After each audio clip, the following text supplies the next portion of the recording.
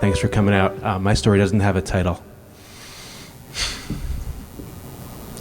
All stories start in the middle, even though we always say in the beginning.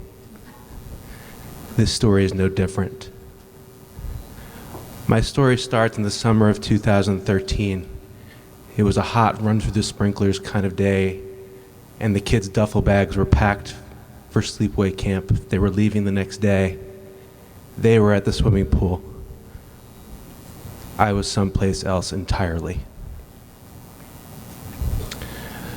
The doors behind me clicked together and closed softly. The first thing I noticed was the floors, polished, oaky, nice brown floors that were supposed to evoke some sort of comfort, like a living room. But it looked like a hospital.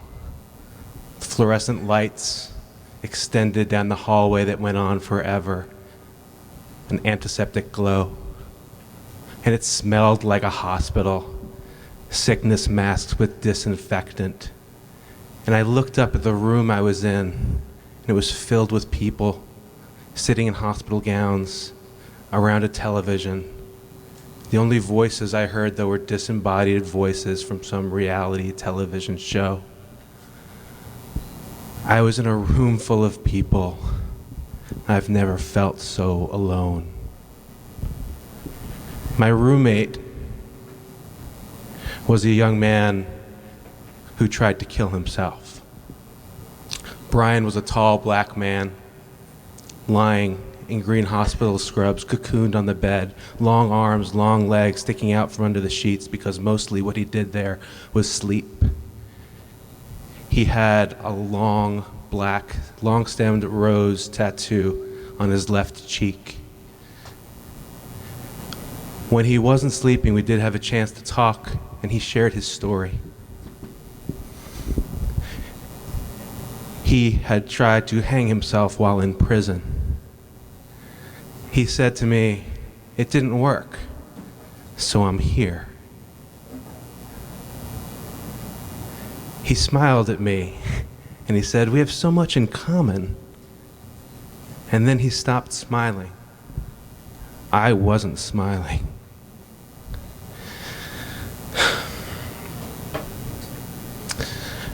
Inside my voice, inside my head, I was screaming, "I don't belong here."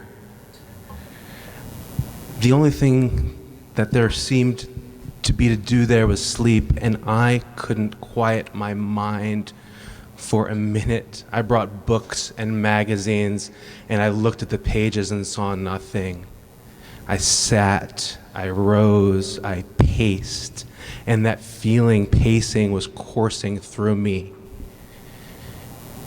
I couldn't sleep, and my hands were shaking. It was 3 in the morning, it was 4 in the morning. I remember when I came in, they gave me the standard issue, mauve-colored plastic wash bin with a travel-sized Johnson & Johnson baby shampoo. No tears, it said, naturally. I remember looking at the mirror in the bathroom, and ugliness was looking back at me. It was like being in one of those dreams where your teeth are falling out, where your hair is falling out, where you feel like you're literally falling apart. But it wasn't a dream. I felt like I had. The summer of 2013 was the culmination and the worst episode of depression that I'd had. I was alone in my house on that Sunday, and that led me to the kitchen where there were knives, and then up the stairs and out the little step stool that I set up by my 3rd floor window, where I laid on my roof, panicking and scared, until my parents drove up and I broke down in tears. Later that afternoon, after panicked phone calls and screaming and crying, I remember coming to the emergency room. They didn't let me go home. Instead, I checked into the 8th floor, the mental ward, for my own safety.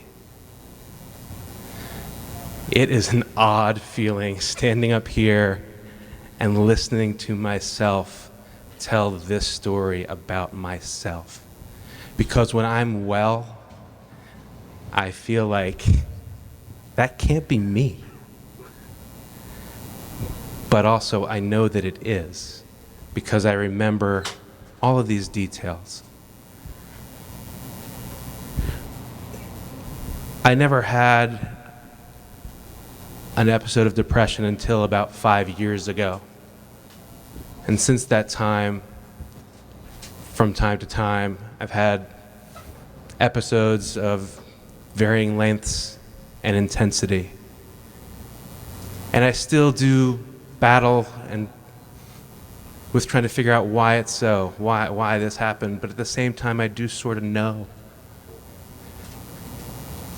I know that it happens when life falls out of alignment, when I get in situations where the stress in personal and in work intersect in a way that my brain can't think a way out. It's my mind saying very strongly, I don't like this, when you can't see a way forward. It's hard to convey what this feels like. There was a dream that I used to have, a recurring dream when I was a kid, and it goes like this. I'm alone standing in the dining room, and my mom's in the adjoining room on the phone. She was on the phone a lot. And then I see it, and it's huge and amorphous and red, and it is coming towards us. It's coming for her, and it's coming for me. And I lift my voice to scream out, and no words form. And I'm tugging on her dress, and she gives me the no look. 1 second. And I start to scream, and nothing comes out, and then it is upon me.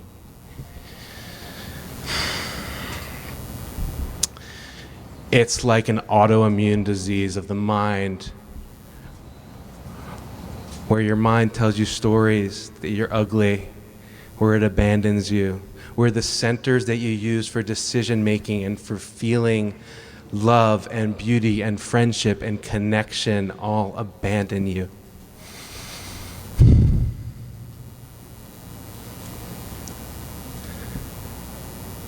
And that's what happened to me on July 23rd, because it stacks and it stacks until each day gets harder, until there's no place left to go. I left that place after 5 days early. It wasn't the right place for me. And as I stand here today, I can't even really see the line from that place to where I am now. It shocks my system that that place is a part of my story at all. But my depression didn't pass until weeks later after I left. And here's how that works for me. It just stops. So I just hang on for dear life, and then one day the fog lifts and I'm given my mind back. And it does seem that way, but also that's not really true. Because it's not just magic. Because I also know that it's also about confronting pain and sadness and seeing a way through.